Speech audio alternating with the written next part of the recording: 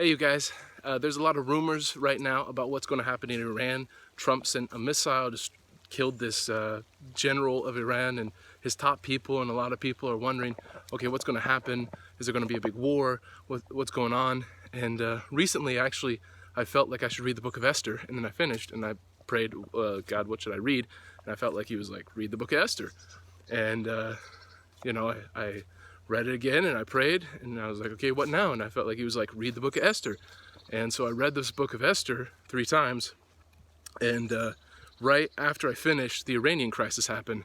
And having read through this book and having seen that at that time in Persia, which is Iran today, that in Persia there was deliverance for the Jews, even though it was determined and decreed beforehand that they should be destroyed, I thought, you know what? That exact same thing can happen today. The Persian people, there has been destruction determined against the Christians in Iran.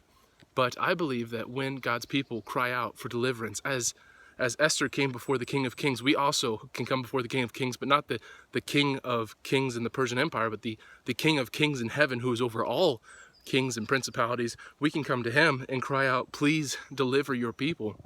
And he will hear in heaven. And even if it was decreed by him, just as it was in the day of the Persians, where by the law of the Medes and Persians, when something was decreed, it could not be changed. It was impossible to change. That was their fundamental principle in ruling, was when the king said something, it was impossible to change. And yet they still found a way to turn that destruction into deliverance. And I believe that when we cry out and pray to the Lord of Lords, that which is determined for destruction can turn around to deliverance. As it says in Esther 9:2, it says that on that very day where the enemies of the Jews hoped to gain mastery over them, on that day the Jews gained mastery over those who hated them. And I believe that even though this has been determined for destruction, and a lot of people really hope that they would finally be able to kill the hundreds of thousands or millions of Christians in Iran, that this exact thing will be part of what opens the door for the Iranian people to be able to worship the Lord of heaven in truth and also openly.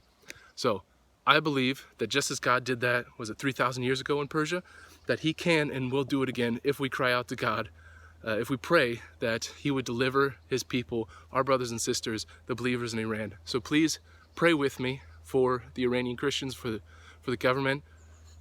Yeah, how amazing that would be if people in the government came out as having found Jesus to be Lord over their life. That would be so amazing. It's happened in history again and again, that entire societies and governments turn to the Lord.